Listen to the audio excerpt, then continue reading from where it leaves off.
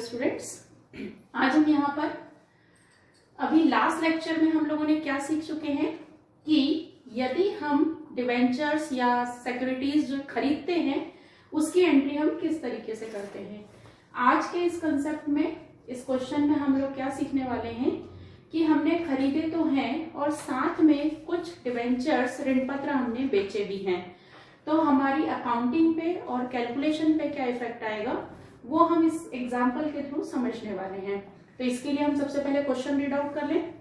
क्या लिखा हुआ है? बी लिमिटेड ने 15 जून 2014 को 10 100 रुपए वाले पोर्ट ट्रस्ट ऋण पत्र 120 रुपए 6% प्रति पोर्ट ट्रस्ट ऋण पत्र की दर से ब्याज सहित खरीदे क्रय किए। ठीक है, बी लिमिटेड ने खरीदे हैं, ये बायर हुआ। 10 ऋण पत्र हैं, ये 100 रुपए क्या है हमारी प्रिंट प्राइस है, अंकित मूल्य बोले, और 120 रुपए जो है ये क्या हो गई हमारी मार्केट प्राइस। ये 6% मैंने आपको बताया था हमेशा क्या दिया रहेगा, ये ब्याज का प्रतिशत इंटरेस्ट रेट है। इस पर टिकट आदि के, अच्छा इसमें ये चीज भी ध्यान रखनी है, ब्याज सहित, दो कंसेप्ट हम पढ़ रहे हैं, ब्याज सहित और ब्याज रहित, कम इंटरेस्ट और एक्स इंटरेस्ट। कैलकुलेशन सेम होती है, सिर्फ प्लस और माइनस का इम्पैक्ट रहता है, अंतर आता है। टिकट आदि के वे 30 रुपए हुए। लास्ट लेक्चर में मैंने आपको एक चीज बताई थी कि एक्सपेंडिचर हमको दोनों पे दिए रहेंगे, क्रय और विक्रय दोनों पर। तो यदि खरीदते समय हमको व्यय दिए हैं तो वो हमें ऐड करना है, बेचते समय यदि हमको एक्सपेंडिचर दिए हैं तो हमें वो माइनस करना है। तो यहाँ पे 30 रुपए खर्च हुए, ये ऐड हो जाएंगे। 1 फरवरी 2015 को इसमें से 5% ऋण पत्र 118 रुपए प्रति ऋण पत्र की दर से ब्याज सहित बेचे। खरीदे वो भी ब्याज सहित थे, बेचे वो भी ब्याज सहित थे। कितने ऋण पत्र हैं? 5। खरीदे कितने थे? 10। ये ध्यान रखना है, कितने में बेचे? 118 रुपए। इस बिक्री के संबंध में 15 रुपए व्यय भुगतान किया गया। ध्यान देना, इसमें 15 रुपए भुगतान किया गया। तो ये जो है खरीदने पर थे तो हम ऐड करेंगे, ये बेचते समय खर्च है तो इसको क्या करेंगे आप? माइनस करेंगे। इन दोनों क्रय विक्रय पर 1/4% दलाली भुगतान की गई। खरीदते समय भी आपने दलाली दी है, बेचते समय भी दलाली दी है, तो दोनों पे जो है आप परसेंट निकालेंगे तो क्रय के समय वाली प्लस होगी, सेल्स के समय विक्रय के समय वाली माइनस होगी। फिर ब्याज प्रतिवर्ष 30 सितंबर और 31 मार्च को दिया जाता है, ये हमें डेट लगेगी। खाते आपको बंद करना है 31 मार्च को। और अकाउंटिंग के लिए उन्होंने कहा है कि बी लिमिटेड की पुस्तकों में 6% पोर्ट ट्रस्ट ऋण पत्र खाता एवं ब्याज खाता, 2 खाते हमको किसकी पुस्तक में? बायर। बी लिमिटेड जो है कौन है हमारा? क्रेता, उसकी पुस्तक में हमको 2 खाते बनाना है। पहले एक रफ कैलकुलेशन जो हम हमारे समझने के लिए लिखते हैं वो लिख लें ताकि क्वेश्चन हमको समझ में आए। तो सबसे पहले यहाँ देखिए, बी लिमिटेड ने अंकित मूल्य कितना है?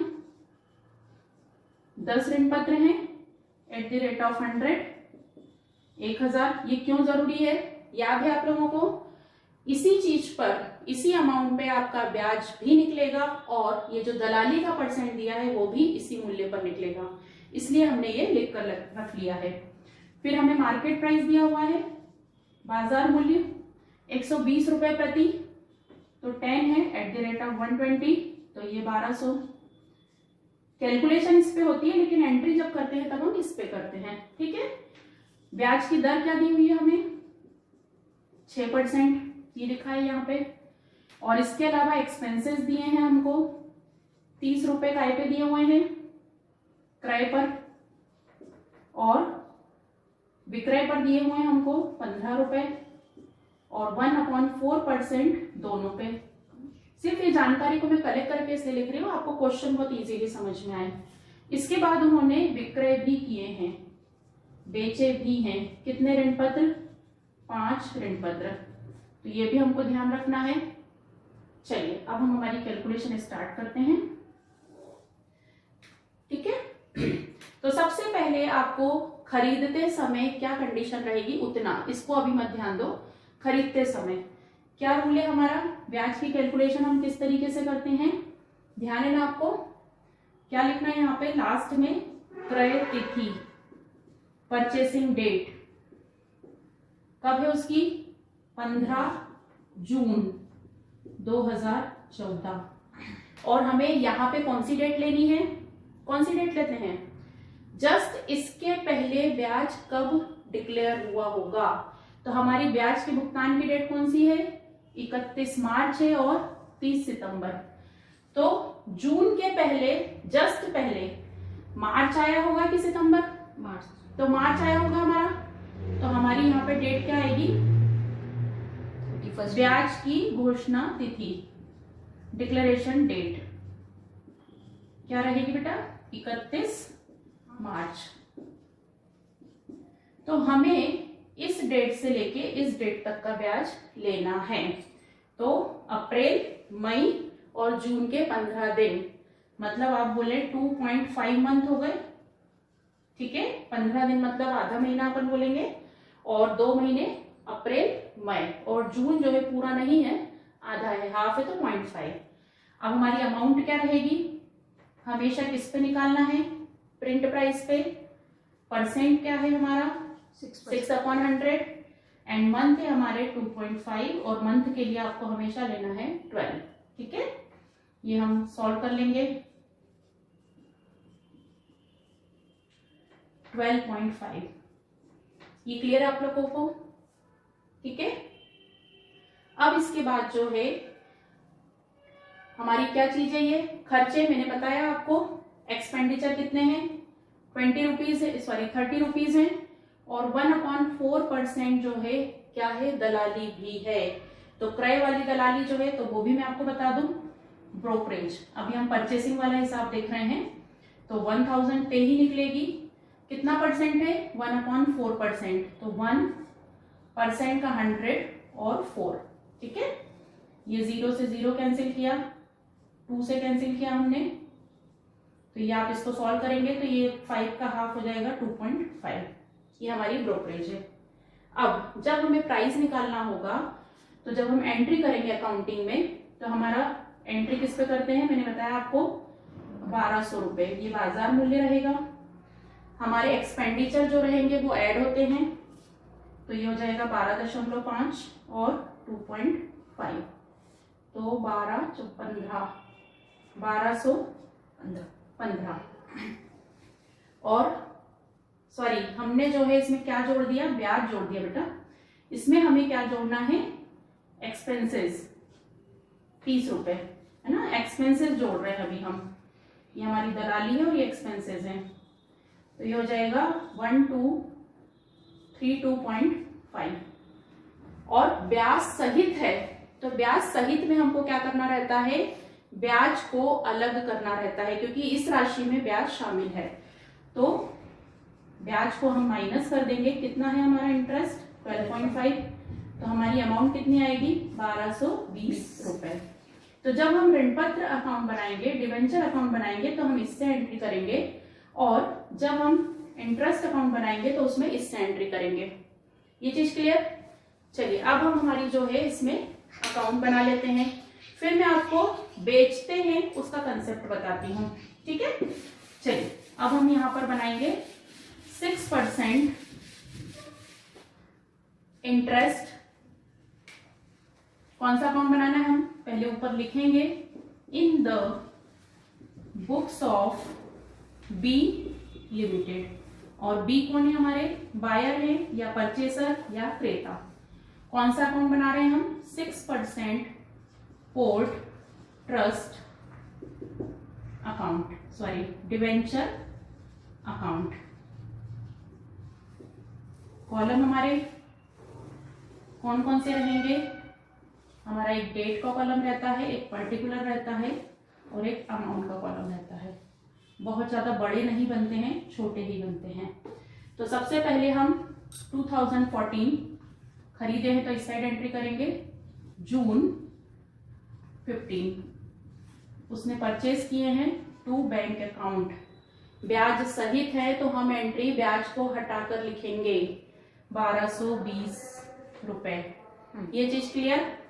अब खरीदने के बाद उसने यहाँ पर आगे की प्रोसेस बोली है कि 1 फरवरी 2015 को इसने 5 ऋण पत्र 118 रुपए प्रति ऋण पत्र की दर से बेच दिए, और ये भी कौन से हैं, ब्याज सहित। तो जब बेचेंगे तो यहाँ पे हम लिखेंगे 2015 और डेट क्या दी हुई है हमें, फरवरी 1। खरीदते हैं तो इस साइड, बेचेंगे तो इस तरफ आपको लिखना है बाय बैंक अकाउंट। ठीक है, तो हमें इसमें ब्याज निकालना पड़ेगा पहले, तो अब हम वो कैलकुलेशन कर लें। तो ये जो है मैं हटा रही हूँ यहाँ पे। सेम प्रोसेस रहेगी ब्याज निकालने की आपकी, जिस तरीके से हम ब्याज खरीदते समय निकाला है वैसे ही। क्या लिखना है यहाँ पे, बेचने की तिथि 1 फरवरी 2015, और जस्ट इसके पहले ब्याज की कौन सी डेट आई होगी। डिक्लेरेशन के हमारे पास 2 डेट है, तो देखो 1 फरवरी के पहले मार्च आया होगा क्या, नहीं, ये तो बाद में आया होगा। 30 सितंबर पहले आया होगा, तो हमारी यहाँ पे क्या हो जाएगी 30 सितंबर। अब आप गिन लो, तो सितंबर तो आएगा नहीं, अक्टूबर, नवंबर, दिसंबर, जनवरी, फरवरी भी नहीं आएगा। कितने मंथ हो रहे हैं, 4 मंथ का ब्याज जो है बेचते समय इंक्लूड था। किस पे निकालोगे, ध्यान देना, उसने पूरे ऋण पत्र नहीं बेचे हैं, 5 बेचे हैं, तो प्रिंट प्राइस एक की कितनी है 100, तो 100 इंटू 5 500, रेट हमारी क्या है 6, और मंथ हमारे कितने आए 4/12। ये चीज क्लियर, पूरे नहीं ले लेना, 1000 रुपए नहीं आएंगे, जितने बेचे हैं उतने को आपको ध्यान रखना है। इसको सॉल्व कर लेंगे, 2 0 2 0, ये आ गया हमारा 10 रुपीज। ठीक है, और बेचे कितने में, तो 5 और 118। तो जब हम एंट्री करेंगे इसमें, तो 118 इंटू 5 590 रुपए, 118 इंटू 5 590 रुपए, और ये जो प्राइस है इसमें ब्याज शामिल है, तो ये ब्याज जो है हम क्या करेंगे 10 रुपए क्या करेंगे, ये ब्याज के माइनस कर देंगे। और बेचते समय उन्होंने 15 रुपए खर्च किए थे, और 1/4% जो है दलाली के भी दिए हैं। तो खरीदते समय जो एक्सपेंडिचर होते हैं वो ऐड होते हैं, और बेचते समय जो एक्सपेंडिचर होते हैं वो माइनस होते हैं। तो हम क्या करेंगे, 10 रुपीज तो हम ब्याज के हमेशा ही इंक्लूड वाली कंडीशन में घटाते हैं, और एक्सपेंडिचर भी चूंकि यहाँ पे बेचते समय है तो हम घटाएंगे। कितने रुपए है, 15 रुपए भी घटेंगे, और दलाली के हम यहाँ पे कैलकुलेशन करेंगे। तो ब्रोकरेज कितने पे, वही प्रिंट प्राइस अंकित मूल्य 500 रुपए है, और इसका कितना 1/% का 100 और 4 2 0 2 0, तो ये हो जाएगा आपका मतलब 1.25। ठीक है, तो अब हम इसको यहाँ माइनस कर लेंगे। तो 590, इसमें से माइनस करें हम 25 और माइनस 1.25, तो ये आ रहा है 563.75। तो ऋण पत्र की जो वैल्यू है वो आएगी आपकी 563.75। क्लियर ये चीज, मतलब इंटरेस्ट की कैलकुलेशन में कोई चेंज नहीं आएगा, सिर्फ अपने को ये एक्सपेंडिचर हमेशा माइनस होंगे, और ब्याज चूंकि ब्याज सहित है इसलिए हमने इसको घटा दिया। ये फरवरी हो गई हमारी। अब इसके बाद जो है, अब देखिए यहाँ पे ये 5 ऋण पत्र उन्होंने बेच दिए, और 5 हमारे पास जो है बचे हुए हैं। तो यहाँ पे जो आपकी year ending 2015 March 31 by balance carried down, ध्यान देना, बाय बैलेंस कैरिड डाउन में 1220 इंटू 5/10, समझना इसको। ये जो प्राइस है आपकी 10 ऋण पत्र की थी, खरीदे थे हमने जब, तो 1220 रुपए ये 10 ऋण पत्रों की प्राइस थी। 10 की हमने जो है पूरी कैलकुलेशन करी थी। अब इसमें से 5 उन्होंने बेच दिए, तो अब उनको 5 की जो कॉस्ट प्राइस है वो आपको हमेशा इसी तरीके से निकालनी है। 1220 जो है 10 की है, तो 1 की कितनी होगी, तो ये हो जाएगा आपका 122 मल्टीप्लाई बाय 5, 610 रुपए। ये निकालने के बाद जो बैलेंसिंग फिगर होगा, मतलब आपकी बैलेंस कैरी डाउन की फिगर हमेशा इससे ही निकलेगी। मान लीजिए इसमें 8 ऋण पत्र उसने बेच दिए होते, तो कितने बचते हमारे पास, 10 में से 2 बचते, तो हम कैलकुलेशन क्या करते हैं 1220 और 2/10। ठीक है, तो ये आपको ध्यान रखना है। अब जो बैलेंसिंग फिगर होगा इस तरफ भी निकल सकता है, इस तरफ भी निकल सकता है, वो हमेशा ट्रांसफर होगा किसमें, प्रॉफिट एंड लॉस अकाउंट पे, लाभ हानि खाते में। तो हम चेक कर लें, टोटल 610 प्लस 563.75 ये आ रहा है 1173.75। इट मीन्स हमारा बैलेंस इसी साइड निकल रहा है। तो हम जो है यहाँ पे ईयर एंडिंग में 2015 by profit and loss account हम डिफरेंस का फिगर निकाल लेंगे, माइनस 1220 46.25।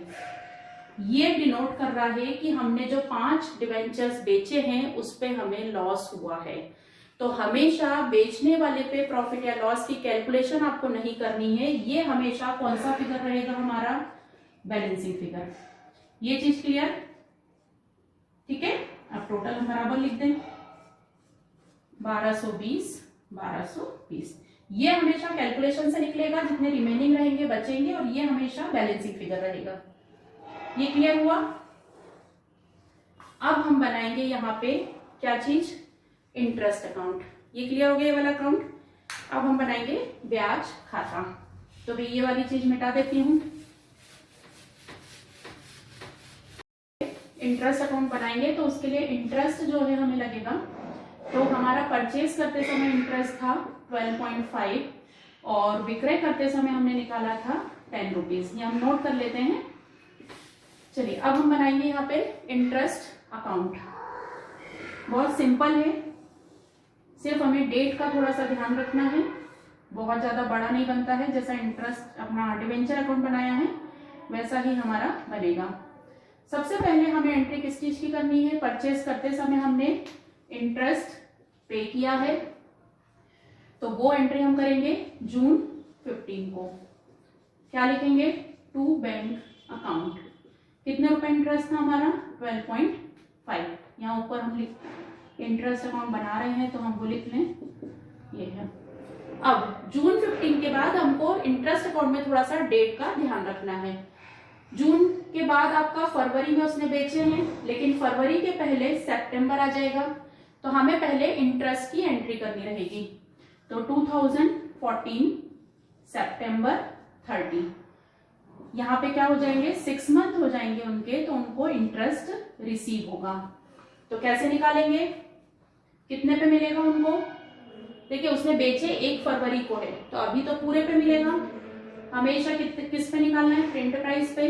रेट क्या है हमारी 6%, और मंथ कितने रहेंगे 6। जब आप इस तरह की मतलब कुछ खरीदा बेचा नहीं हो तो आपको 6 मंथ का ही निकालना है। 30 रुपीज, ये सितंबर 30 की हमने एंट्री कर ली। अब सितंबर 30 के बाद जो है हमारी क्या चीज आएगी, अब 31 मार्च को ड्यू डेट है इंटरेस्ट की, उसके पहले आ जाएगा आपका 1 फरवरी को उसने 5 डिवेंचर्स बेच दिए, तो 2015 Feb 1 मैं फिर से लिखूंगी, उसने बेचे जब ब्याज सहित बेचे। तो बाय बैंक अकाउंट हमारा सेल्स करते समय कितना ब्याज था, 10 रुपए, ये मैंने लिख लिया। अब जैसे आपने डिवेंचर्स अकाउंट में बैलेंसिंग फिगर को प्रॉफिट एंड लॉस अकाउंट में डाला था, सेम आपको इंटरेस्ट अकाउंट में करना है। मतलब यहां मैं पहले थोड़ी सी जगह छोड़ दूंगी, कभी इस साइड बैलेंस निकला 2015 मार्च 31 मैं बाय बैंक अकाउंट में क्या करूंगी, मेरे 5 डिवेंचर्स बचे हैं तो 500, और यही मेरी ड्यू डेट भी है, ईयर क्लोजिंग डेट और ड्यू डेट सेम है। 500 का 6% और 6/12, तो कितना आ जाएगा 15 रुपीज। ये चीज क्लियर हुई आपको। मैंने 500 पे क्यों निकाला, क्योंकि हमने 1000 खरीदे थे और उसमें से 5 जो है हमने बेच दिए, तो जो उसको 31 मार्च को जो ब्याज मिलेगा वो 5 ऋण पत्रों पर ही मिलेगा। अब इसमें बैलेंसिंग फिगर वैसा ही जैसा इसमें निकाला था, आपका balancing figure profit and loss account में जाएगा। तो टोटल कर ले हम 40, 55, इधर का टोटल ज्यादा है 55। इट मीन्स हमें ब्याज में प्रॉफिट हो रहा है, तो ईयर एंडिंग में हम करेंगे March 31 to profit and loss account. तो 55 में से 10 आपके गए 45 और 2 और गए 43, 42.5। ये हमारा प्रॉफिट एंड लॉस अकाउंट में, आपके समझने के लिए मैं लिख देती हूँ, ये क्या है, बैलेंसिंग फिगर। ये मैंने कहीं से कैलकुलेट करके नहीं निकाला है, ये बैलेंसिंग फिगर है, ये मैंने कैलकुलेट करके निकाला है। ये चीज क्लियर। तो इस तरीके से जब भी आपको ब्याज सहित खरीदे हों और ब्याज सहित बेचे हों तो अकाउंटिंग और कैलकुलेशन जो है हमारी इस तरीके से होती है। आई थिंक आप लोगों को समझ में आया होगा। कोई डाउट हो तो आप कमेंट्स बॉक्स में जरूर लिखें। Thank you.